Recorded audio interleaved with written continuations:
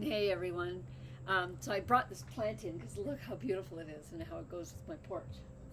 Red orange flowers, so gorgeous. Anyways, I'm here to share my quick little story. My porch reflection is really just a little expansion on what I shared in my newsletter. I've had an incredible couple of years, and as I said, I traveled to India in September a couple years ago, and I was blown open by working with and studying with and being on a bus with lots of people from the West who have worked in the yoga industry, and then also meeting up with a lady that had also very involved in Florida helping an institute. And she's Indian and she's from Delhi, and she was unreal.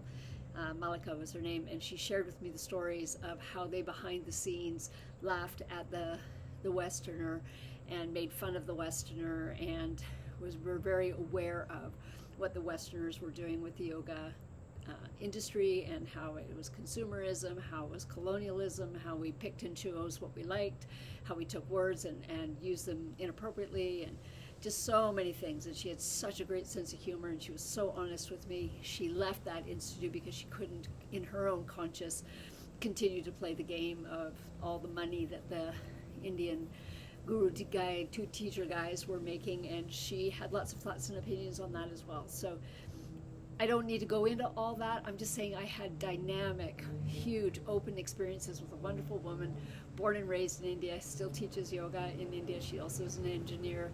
She's an engineer and a doctor. She's a highly intelligent woman, as well as a yogi. And her and I have stayed in connection. And she's helping me unravel this colonization mentality. My family of origin, South African Rhodesian, right? I've got colonialism. One of my uncles was knighted by the Queen for his work that he did in Uganda. Fabulous work, good work. And my family's just complex in the bias and how I was raised. So the whole thing comes down to my motorcycle. I saw so many motorcycles. I traveled on the back of a motorcycle a bunch in India, just totally taken aback by the beauty of it. And anyways, my husband and I both have bikes, and I'm learning how to ride my bike. And part of the humbling experience is I took one course on getting the training course for certificate, and I had such a hard time because the bike was too big for me, and the instructors were very poorly able to help somebody. I crashed a motorcycle 5 times within like 3 hours in the morning. I finally tapped out of the class, but stayed there on the tarmac, and stayed there watching and learning through the whole thing, although I didn't get back on the bike.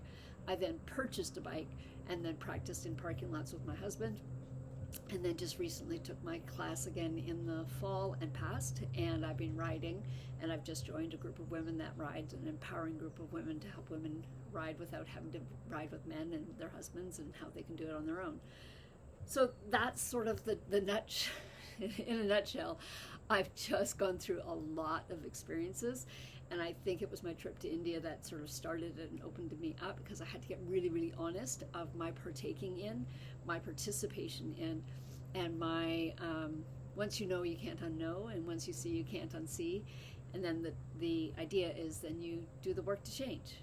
And so I'm no longer demanding so much of myself with my yoga industry, business, whatever it is. I'm just offering it. I'm just offering it for nominal fees to make sure that I'm getting some exchange for the services that I'm offering. But I've gone back to work full time so that I have a job, if you will, a job that meets the quota of me making the contribution to the household. So that is happening in that realm, so I can relax away from my yoga and my spiritual studies and what I offer. That's going to become much more of a gift and an honoring and a fair exchange, and that's not where I'm going to be making my money anymore, or trying to make my money. So there's lots of things going on for me. So if you are interested in some of the stuff I've talked about, some of the stuff I share, yeah, I would love to have you. I speak into so many of the experiences I'm going through here in the South, a lot of the volunteer work I do, a lot of the work I do